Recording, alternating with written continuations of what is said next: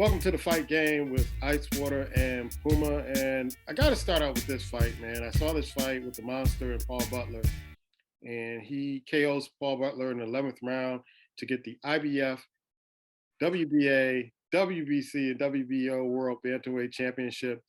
And he did it in dominating fashion. It was like every punch he was throwing was with the old boxing commentators say bad intention. You could just see that Paul Butler was just getting punished in the ring. And in the 11th round, he succumbed to the Monster. There was one person that I was looking at some of the postings on social media saying this was the easiest kind of route that the Monster took to get the undisputed bantamweight champion. And I disagree with that strongly. One, your thoughts about the fight and that comment? Yeah, Naomi Inoue, aka the Monster, literally blasted Paul Butler and took him down in the 11th round. For the comment to be made that it was easy, perhaps because Butler really never wanted to engage. He didn't really do a lot. He was kind of moving around, backing around in order to fight the Monster. Even if you're boxing, you got to engage with him a little bit. It's almost as if the strategy that Butler had just didn't work well. And it was just a matter of time before the Monster took him down. So it's not his fault that Paul Butler was not ready. So he had the Monster fought him and did what he had to do. And he became undisputed at 118. But there are some fights on the horizons that if he moves up to 122, he definitely could get some work. One of the individuals will be Stephen Fulton, a Philly boxer that would love to fight the Monster. Also, too, if he came up to 126, there's a lot of interesting things too, but we'll still stick at 122. 122, Stephen Fulton will be one hell of a fight. And I think you get a chance to see the Monster challenge for so many people that don't want to see that happen. Now, every time I see this guy Ice fight, he reminds me a lot of Earl Spence Jr. As he just comes in and punishes, and he just overpowers you with his will. And the punches that he lands on fighters, whether it's the body, the head, or wherever, it's just you could feel that it's painful to these fighters. And this is why they call him the Monster, because he, like I said last week, he's become one of my favorite fighters to watch. I have to admit, I did not stay up till 5 o'clock in the morning to watch this fight. I watched the telecast afterwards, but he's just an amazing fighter. And I hope people get to see him fight more and see what we see in this particular fighter who is the unified champion. Next fight we're going to talk about is Telefino Lopez versus Sandor Martin. And this was a split decision. I thought this could easily be a draw the way the fight kind of laid out. And I looked at the scoring. It was 94-95, 96-93. And I don't know what this person was watching, but they scored at 97-92. What are your thoughts about Lopez? It wasn't overwhelming. It wasn't an overwhelming victory. And I was kind of looking for an overwhelming victory to get back in the spot that he was in before. Yeah, well, we talked about that earlier. I mean, last week that he needed to have a very, Lopez, that is, he needed to have a very impressive outing. He did not. Even suffered a flash knockdown in the second round. So kind of wondering, is he rusty? Is he really taking this serious anymore or whatever? But he wanted to blame his opponent's style.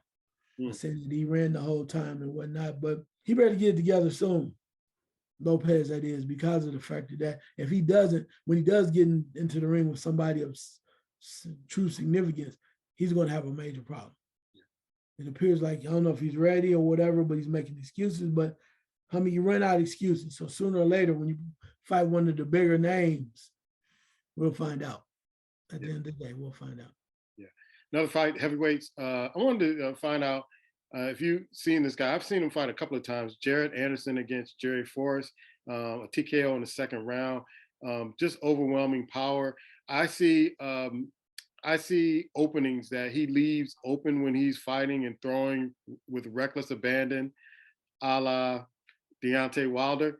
And I can see where he can get got. What are your impressions of Jared Anderson? Big, strong heavyweight.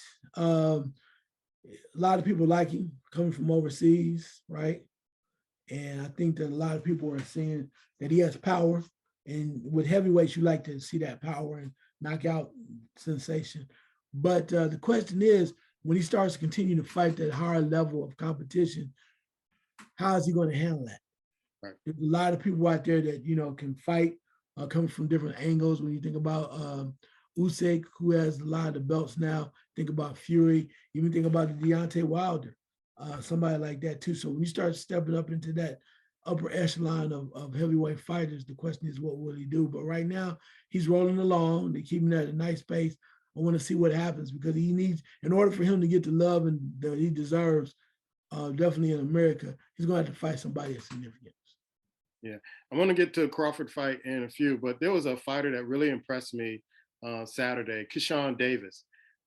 Really impressed me. Young guy, 134 pounds, lightweight, and pretty much dominated Juan Carlos in that particular fight. I don't know if you saw that fight, but he really impressed me. Where sometimes I don't watch the undercard sometimes, but if Mhm. I'll watch a couple of rounds to see what the fighters are about. But he made me stay and watch the fight because of the way he was kind of handling this fighter. I don't know if you saw that, if you want to make any comments about it before we go to the Terrence Crawford fight. Yeah, Davis is up and coming. I mean, it's to the point where a lot of people have been talking about his potential, and he's shown some great signs. I want to see how they bring him along. He's really dynamite. Like you said, he's more of an action fighter, Hmm. and that's what he's appeared to do. So I just hope this is kind of leading into where we're headed for 2023, so we can see some of those top-notch fights with some of this talent can actually get in there and show people what they're capable of doing. Yeah. Of course, the fight that everybody was watching in Nebraska, Terrence Crawford, he wins a KO in the sixth round. I kind of thought the fight was going along well, and um, his opponent was kind of hanging in there, and then all of a sudden he goes down, and you go, okay, let's turn to the next fight. And so I didn't stay to watch the interview with Terrence Crawford, because the crowd was going to be cheering. It's his hometown crowd, but um, to me, he's running out of time to kind of get some big time fights and to do some damage. I know he got paid well this fight, but he's got to do more to kind of keep people's attention. Yeah, easy victory for him.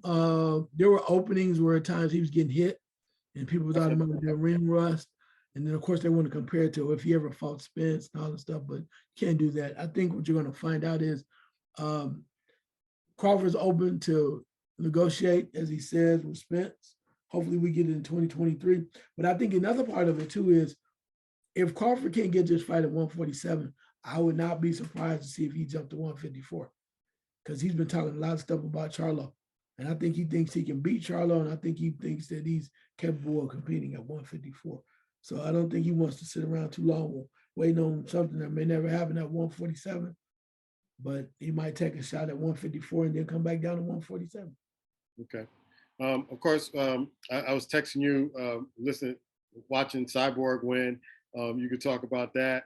The other fight, Trout won his fight. It was an 8-round unanimous decision against Jose Sanchez Charles. But any other fights that happened over the weekend that you want to talk about?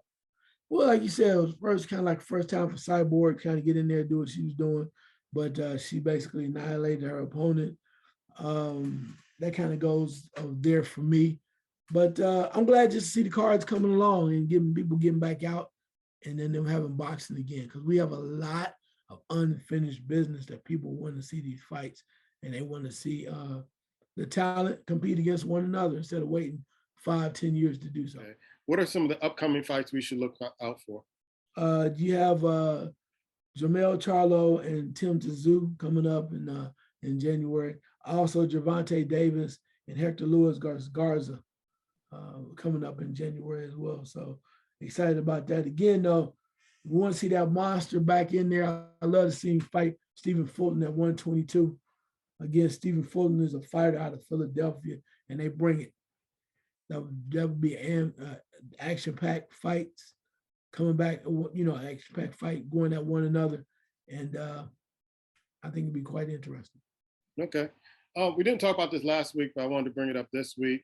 The Boxing Hall of Fame class of 2023. Bradley, Carl Farch. Right. You have Rafael Marquez. You have Alicia Ashley, and you have Laura Serrano.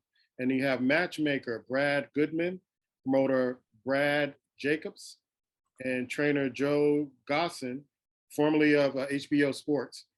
He's in the class of 2023. And also you have Seth Abram and broadcaster Tim Ryan. Bradley, I mean, Bradley was a very serviceable fighter. He was a champion, right? I think one of the things why people, I saw some of the fighters were mentioning they didn't know how good Bradley was. So, but with that being said, I don't think there's any really about parameters as to what are the parameters for how good you have to be, right? It's more or less about if they like you, you've been around long enough, and you're decent, you're pretty good, you can get in the hall.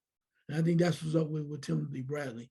So, a lot of people will question him because they think he got a lot of breaks and some decisions that he perhaps was not worthy of. But that they question it. But he's on TV all the time. He's a good guy. He has a strong background, family-oriented guy. He's a likable dude. So I think sometimes being likable can get you in. Carl Farch. Yeah, Carl Farch is, doing this thing overseas. I think he's worthwhile getting in. Held some titles. Also, too, was a guy that did not back down. Got to think about that too. Where that's why I think he was around the time when Andre Ward was in the Super 6 middleweight, and Andre Ward was able to take him down. Prior to that, Farch had gained a lot of notoriety for what he had done earlier in his career overseas. But tough guy, definitely worthwhile, if nothing else, because of the longevity of his career as a boxer. And then you have Rafael Marquez. Rafael Marquez, if I'm not mistaken, that is the brother of. So yeah, but he was solid throughout, right? In his weight division. You're not going to come out and say, oh, like I said, I think the Boxing Hall of Fame is about guys that are more, not so much serviceable. If you have a little success, then you're able to get in. It's different than any other Hall of Fame because it's almost like you've waited your turn long enough. You're a good guy. You go in a few fights. We're going to put you in. So I don't think it's as stringent as some of the other Hall of Famers. So kudos to all of them that made it, and may they enjoy their time in the Hall of Fame. Any other news you want to get to? Just trying to see how these things are going to come out, because now they're saying a lot of stuff, a lot of rumors being thrown out there that I guess Pitbull Cruz was supposed to be the mandatory for Shakur Stevenson. Apparently Pitbull Cruz does not want that fight. And now they're mentioning that there might be a chance that Shakur Stevenson could fight George Kambosos Jr. Do we want to see that? He just got beat twice by Devin Haney. What's going to be different here? Right. I don't know. Shakur can do what Shakur wants to do, but I hope we get a better fight than that. And then the ongoing saga goes with all of these guys talking about what they want to do, but we need to have some people coming together and planning so we can get some real fights, because 2023 deserves to be the year of the boxing fan, because we're long overdue for these promoters and these fighters coming together and giving us some quality matches. All right. He's Icewater. I'm Puma. This is the Fight Game.